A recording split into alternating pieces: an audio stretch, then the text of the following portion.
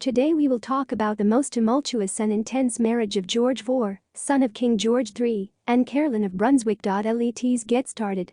On his wedding night, the prince got drunk with grief.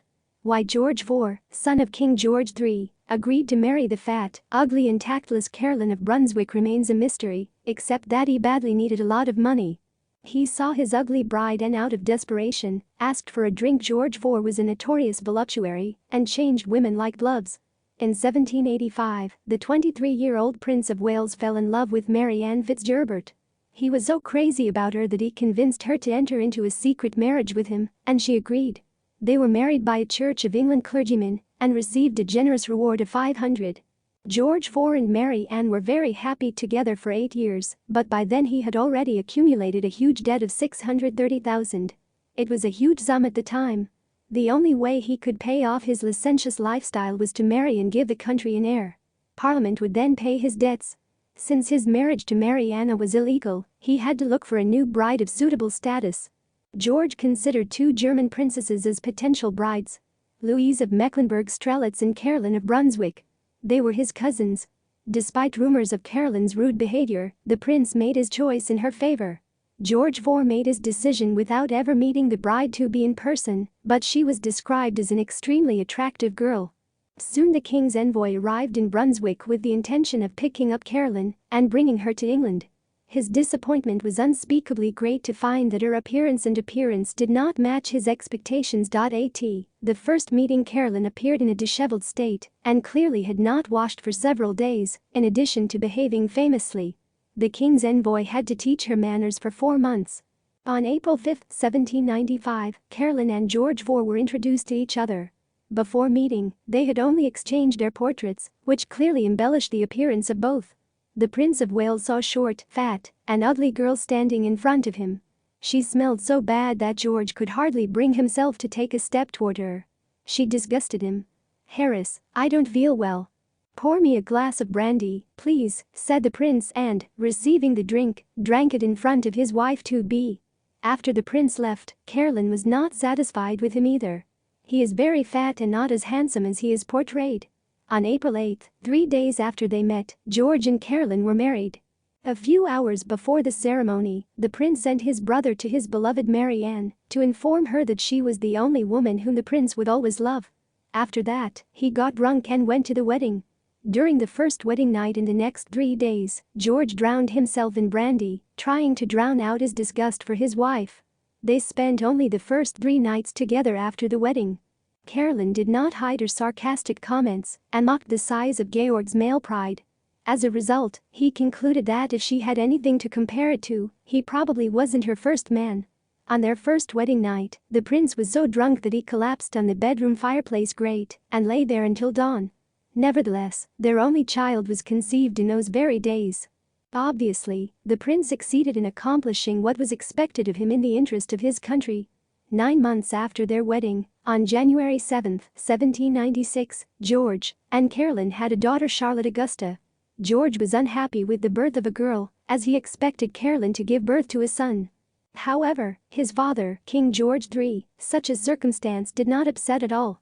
He hoped that the baby girl could bring his son and daughter-in-law closer together. But it did not happen. 3 days after Charlotte's birth, George IV made a will in which he forbade Caroline to participate in the upbringing of his daughter. All his property was transferred to Mary Ann Fitzgerbert, whom he called his wife. Soon the Prince of Wales forbade Caroline to communicate with his daughter. She could see Charlotte only in the presence of a governess. George found Caroline so disgusting that he refused to live with her. He sent her a note, tactfully informing her that she could do as she pleased, as he would no longer have relations with her. In 1797, she moved to London and lived in the mansion allocated to her. There Caroline had given birth to this child by a footman. Of course, George IV could not help but take such a unique chance and created a special commission called Delicate Inquiry. But no evidence against Caroline could be found. In 1810, King George III finally lost his mind.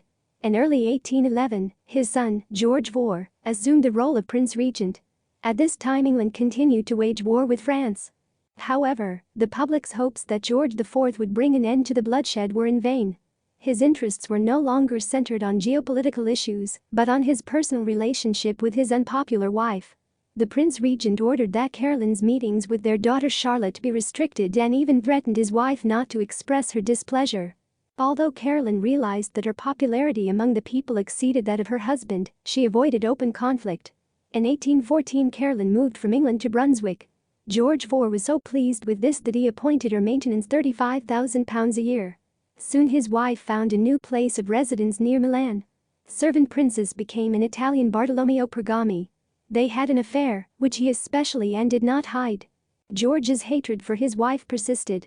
In 1816, their daughter married Prince Leopold of Saxe-Coburg-Saalfeld, but Caroline was forbidden to attend the wedding. The Prince of Wales continued to try to find evidence of his wife's alleged adultery by sending his spies to Italy in search of Caroline's letters. However, their mission ended in failure. Since Caroline and Bartholomew lived in the same mansion, they did not need to exchange letters. In 1817, daughter Charlotte died due to postpartum complications, but George IV did not inform her mother. Caroline learned of her daughter's death later in a casual conversation with a diplomat from England. She was furious, she wanted to divorce George herself and wrote to him about it. In the letter named and the condition for divorce: a large reward. But under the laws of England at that time, divorce by mutual consent was impossible. Marriage dissolved only because of proven adultery of one of the spouses, and Caroline certainly did not want to be dishonored.